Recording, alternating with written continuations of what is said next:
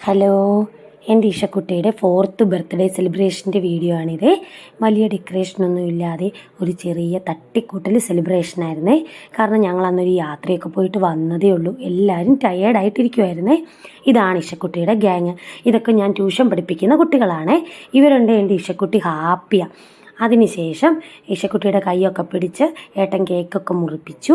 ഒരു ചെറിയ piece cake എടുത്ത് അവൾക്ക് വായിലും വെച്ച് കൊടുത്തേ. ഇതിനിടയ്ക്ക് അവൾ തന്നെ കത്തിയെന്നും കേക്കേന്നും ഒക്കെ തോണ്ടി വായിലും വെക്കുന്നുണ്ടേ. അത് കഴിഞ്ഞിട്ട് ഒരു ചെറിയ പീസ് കേക്ക് എടുത്ത് മുറിച്ച് ഇഷക്കുട്ടി എനിക്കും വായിൽ വെച്ച് തരുന്നുണ്ടേ. അത് കഴിഞ്ഞിട്ട് അമ്മയ്ക്കും കൊടുത്തു. പിന്നെ അവിടെ നിന്ന കുട്ടികൾക്കെല്ലാം ഇഷക്കുട്ടി കൊടുക്കുന്നുണ്ടേ.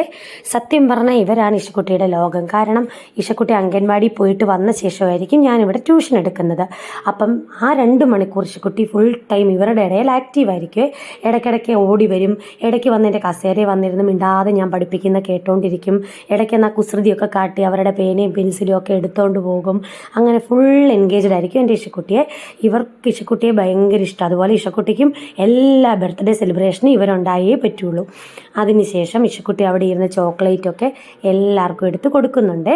ഇവരൊക്കെ വന്നപ്പോൾ ഒരു ചെറിയ ഗിഫ്റ്റ് കൊണ്ടായിരുന്നു വന്നത്. അപ്പം ഞാൻ പറഞ്ഞ് ഇപ്പോൾ കൊടുക്കണ്ട, കേക്കൊക്കെ മുറിച്ച ശേഷം കൊടുക്കാം, ഇല്ലെങ്കിൽ ഇഷക്കുട്ടി കേക്ക് മുറിക്കാൻ നിൽക്കുകയില്ല, അവസാനം കൊടുക്കാമെന്ന് പറഞ്ഞ് അങ്ങനെ അവരെല്ലാം ഗിഫ്റ്റ് ഒളിപ്പിച്ച് വെച്ചിരിക്കുകയായിരുന്നേ. സത്യം പറഞ്ഞാൽ പിന്നെ ആ ഗിഫ്റ്റിൻ്റെ കാര്യം ഇവർ മറന്നുപോയി. അപ്പം ഞാൻ പറഞ്ഞു, എടാ ആദ്യം നീ ഗിഫ്റ്റ് എടുത്ത് കൊടുക്ക്. അപ്പോഴവൻ ഓടിച്ചെന്ന് ഓർമ്മിച്ച് ഓടിപ്പോയി ഗിഫ്റ്റ് എടുത്തുകൊണ്ട് വന്ന് ഇഷക്കുട്ടിക്ക് കൊടുക്കുന്നുണ്ട്. അത് കണ്ടതും എൻ്റെ ഇഷക്കുട്ടി വളരെ ഹാപ്പിയായി. ഇഷക്കുട്ടി വളരെ എക്സൈറ്റ്മെൻറ്റോടെ ആ ഗിഫ്റ്റൊക്കെ മേടിച്ചു. അത് കഴിഞ്ഞിട്ട് പിന്നെ അത് തുറക്കുന്ന ബഹളമായിരുന്നു. എന്നാണെന്നറിയാനുള്ള ആകാംക്ഷയിലായിരുന്നു ഇഷക്കുട്ടി. പിന്നെ അടുത്ത ഗിഫ്റ്റ് കൊടുക്കുന്ന ഒന്നും ഇഷക്കുട്ടി നോക്കാൻ നിൽക്കുന്നു പോലും ഇല്ലേ. അങ്ങനെ ശ്രീക്കുട്ടി ഇഷക്കുട്ടിക്ക് ഗിഫ്റ്റൊക്കെ കൊടുത്തു. ഇഷക്കുട്ടി അതുമൊക്കെ മേടിച്ചു വെച്ചു. അങ്ങനെ ഇഷക്കുട്ടി ഫുൾ ഹാപ്പി ആയിരുന്നേ. ഞാൻ അവരുടെ കുറച്ച് ഫോട്ടോസ് എടുത്തു. അതും കൂടെ ഞാൻ ഇവിടെ ഇടുന്നേ. പിന്നെ ഇഷക്കുട്ടിയുടെ തന്നെ കുറച്ച് ഫോട്ടോസ് എടുത്തേ. അപ്പം ബൈ.